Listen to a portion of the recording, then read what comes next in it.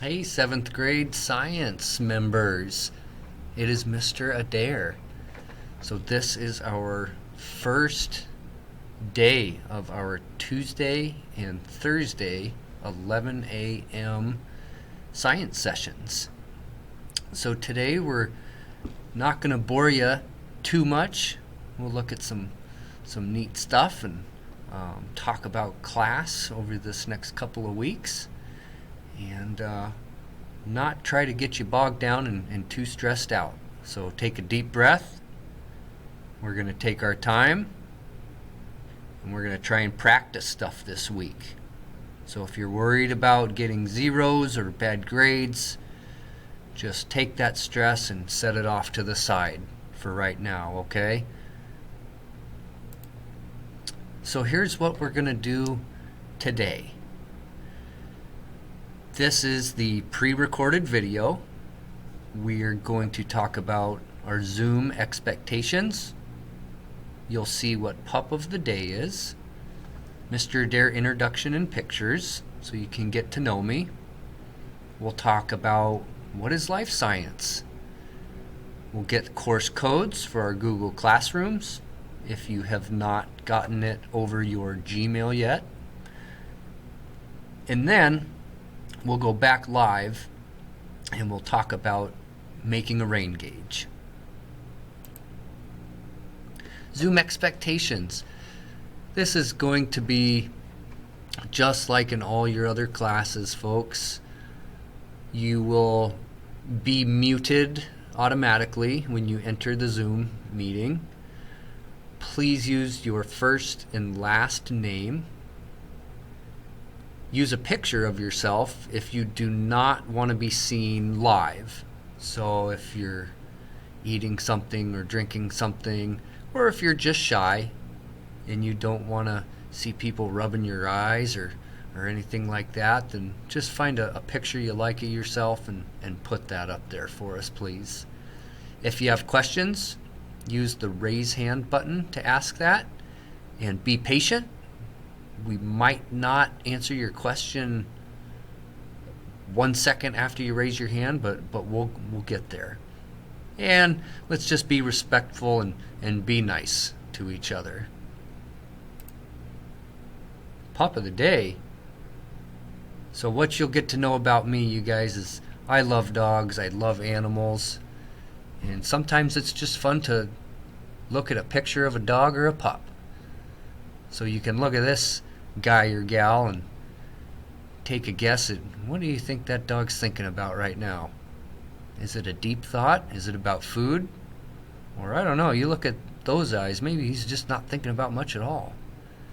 So be ready for a lot of pup of the day pictures throughout the year. Whether we're online or we're in the classroom here in person, we try to give you a pup of the day picture.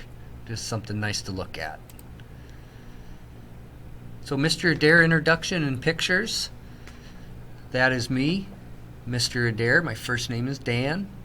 I grew up in Colorado, and I lived in Montana. I've lived in Texas, and then I've lived up here in Alaska for about 14 years. You can see my gigantic fish that I caught this year there. Like doing stuff outside, love to hunt, spending time with family, and pretty much anything science I really like. I'm a real science nerd. So I'll show you some of my family. This is my son James. Right there, he's holding a moose heart. And there he is going to his first day of kindergarten. James is 5.5 years old. This is my daughter Ellie. So she turned 3 years old the end of July. So there's her birthday picture on the right. And there she's eating some red salmon eggs. Not raw. So here's our whole family, except for our dog. So there's James, my wife, Mrs. Adair, who works in the building, and Ellie, and a couple of nice fish that the kids caught that day. Pardon me. Here's the last member of our family. His name is Murdoch, or Doc, or Docky Doo, or Dr. D. He's got lots of names, and we sure love him. He's a 12-year-old chocolate lab. And that's what I like to call a logged out dog. He's just laying there just like a log. So what is life science? Well, let's start over here on the left. Okay, these are little computer-generated diagrams of microscopic organisms that are right out there in Cook Inlet, right in the ocean. There's phytoplankton and zooplankton. They're really, really tiny creatures that make up the base of our food chain.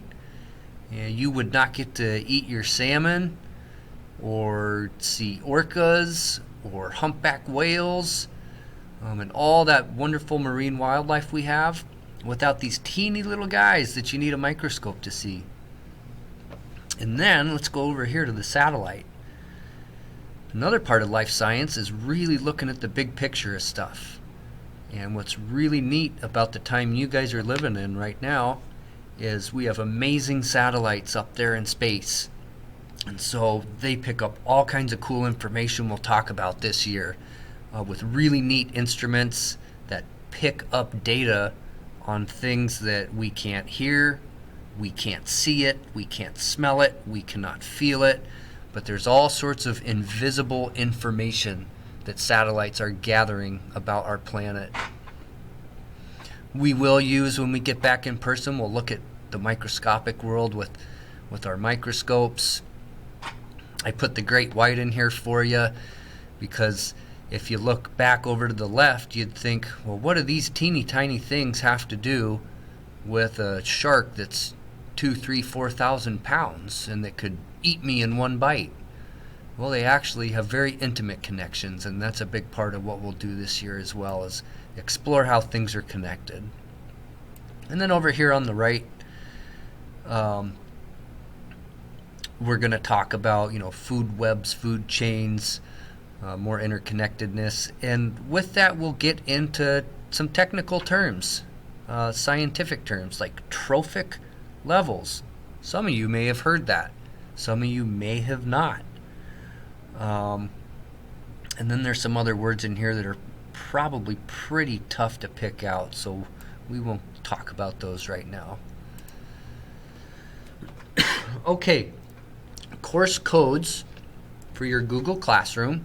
I will pull those up so that you could pause this at any time after our session today and look at them.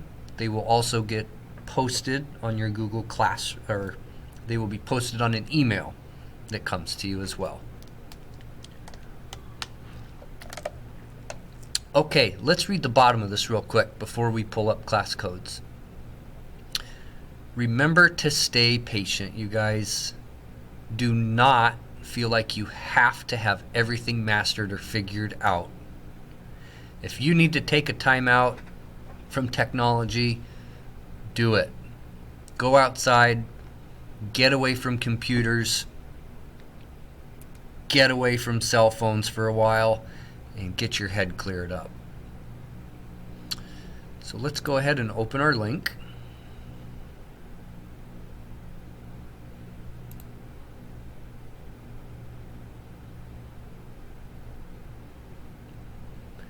And let's take a look at these, you guys. And I'm going to shrink this down so we can see them all at once. Okay, so there's period 1, 3, 5, 8, and 9. Those are the life science periods throughout the day.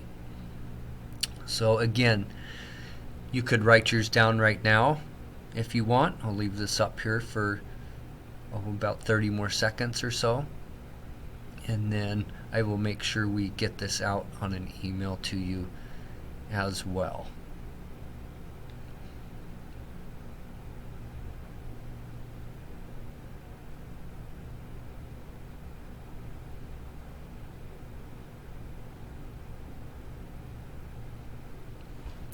Okay, so we are going to move on here. So if you need to come back to this video, after we are finished. This is going to get posted into Google Classroom so that you could watch it anytime. And again, don't stress out if you didn't get this written down in the last 60 seconds. We're going to get this to you on email as well. Again, hey guys, a big theme. Don't stress out. I had a whole bunch of hiccups just getting to this point. We're all going to get frustrated. Things are going to happen out of our control that we all need help with. And I've needed a lot of help with a lot of new things that I've had to learn. So let's just all keep that in mind. Okay, so let's go back and finish up our little slideshow. So making a rain gauge. It's supposed to get rainy this week, you guys. So we are going to do a couple of fun things this week to try and get us outside, making observations, looking at things out in nature that impact the living world. So rain is not alive. We all know that. It's not living. So why in the world would we want to study that? Well, we know it impacts the living world. So rain would be something called an abiotic factor. It is not alive. You are a living creature, so you are a biotic factor in the environment. Don't think you have to write those down. You don't need to memorize that. We will cover this stuff later, but a lot of times I'm going to try to expose you to new vocab. The more that you hear it, the easier it gets. So we are going to hit stop on this video. When we resume live here on our first day Zoom session for Tuesday, we will talk more about rain gauges, how you can make them, and what we are going to do with them this week if you choose to participate in that, and I hope you do.